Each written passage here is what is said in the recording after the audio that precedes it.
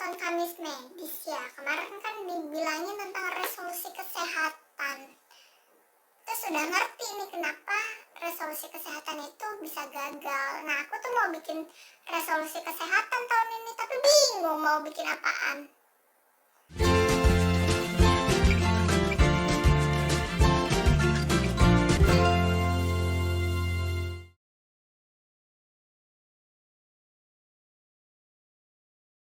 Halo, jumpa lagi di Kamis Medis dengan saya Dr. Nadia. Kita akan bahas medis di hari Kamis. Nah, di hari Kamis ini saya mau ngajak teman-teman untuk bikin resolusi kesehatan sama-sama. Ya, sebetulnya ini adalah contekan-contekan kecil ya. Jadi teman-teman mungkin bisa inspirasi dari sini atau nanti disesuaikan dengan kebutuhan teman-teman masing-masing. Ini adalah beberapa resolusi kesehatan yang dianjurkan dari Kementerian Kesehatan Republik Indonesia yang mungkin teman-teman bisa menjadikan ini sebagai inspirasi. Yang pertama, misalnya teman-teman bisa menuliskan resolusi kesehatan untuk berolahraga rutin 3 kali seminggu. Jadi kan sebetulnya olahraga itu dianjurkan memang sekitar 3 kali per minggu ya teman-teman.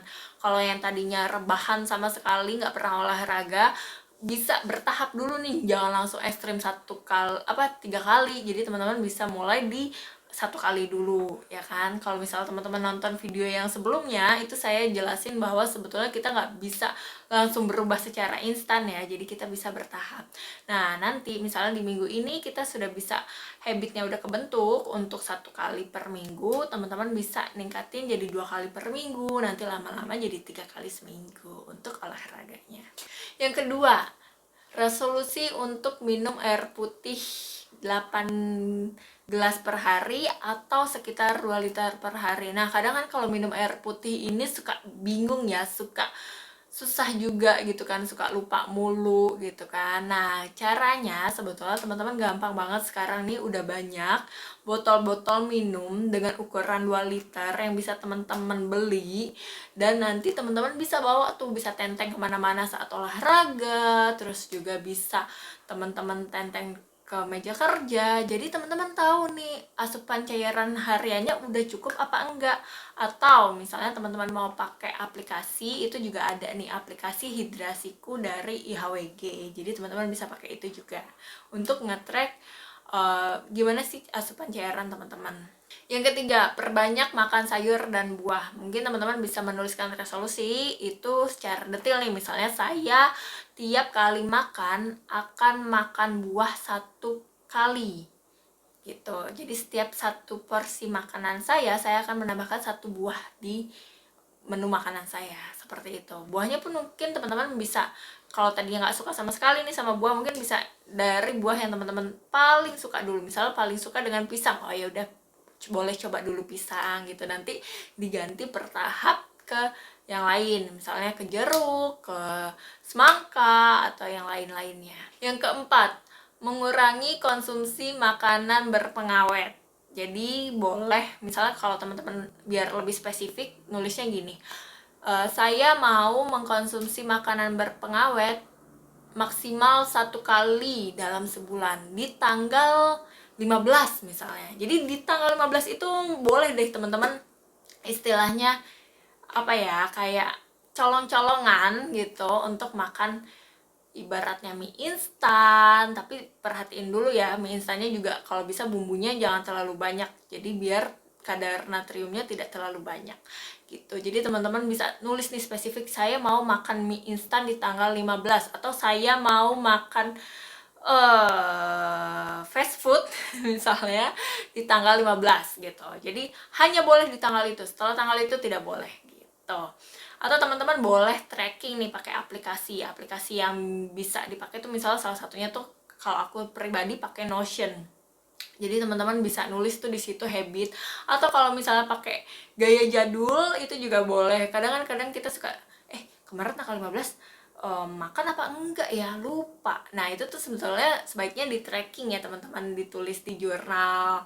Boleh jurnal pakai aplikasi tadi yang Notion tadi, atau pakai ya jurnal biasa kayak buku planner gitu. Terus misalnya yang lainnya adalah tidur cukup 8 jam sehari. Nah, ini nih kadang kita suka kelewatan ya tidur cukup ini, padahal ini penting banget. Terus kita jadi kayak karena ngejar deadline atau nonton drakor atau nonton influencer lagi nyobain lipstick baru atau skincare baru, terus gak sadar tiba-tiba sudah malam hari. Nah, ini teman-teman bisa nge-track juga pakai aplikasi, boleh pakai jurnal, boleh.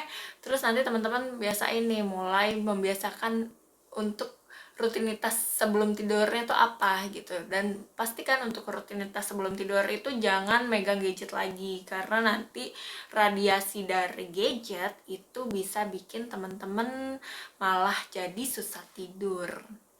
Oke, itu adalah beberapa tips yang bisa teman-teman contek untuk resolusi kesehatan. Teman-teman juga boleh sesuaikan dengan kebutuhan masing-masing, nggak harus seperti yang saya tadi bahas.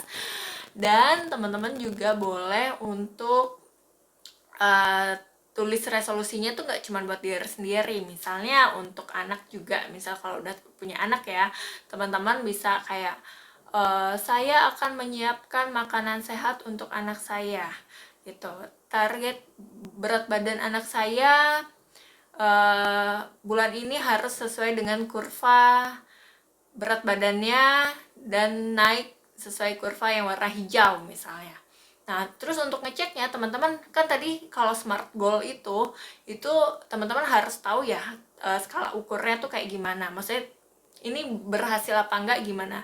Terus kayak kalau misal teman-teman bukan tenaga medis juga bingung, berarti teman-teman bisa pakai aplikasi lagi nih. Hari ini saya akan membahas tentang beberapa aplikasi yang bisa teman-teman pakai saat teman-teman mau coba resolusi kesehatan ini. Nah, kalau untuk anak, teman-teman bisa pakai aplikasi Primaku dari Ikatan Dokter Anak Indonesia. Jadi di situ teman-teman nanti bisa tahu nih berat badannya sudah sesuai apa tidak. Terus di situ juga ada beberapa menu makanan yang bisa teman-teman coba untuk pakai gitu, untuk teman-teman jadiin contekan. Oke teman-teman, semoga video ini bermanfaat, tapi pastikan kesimpulannya adalah di semua resolusi kesehatan pastikan ada niat. Niat itu penting banget ya. Jadi selain harus membuat resolusi kesehatan, tadi nge-track dengan aplikasi-aplikasi atau jurnal untuk bisa tahu nih habitnya udah kebentuk apa belum, ada yang kelewat apa enggak, terus kenapa bisa gagal, kita bisa evaluasi. Yang pasti pastiin juga niat ya teman-teman. Oke, sampai jumpa di Kamis Medis selanjutnya. Dadah.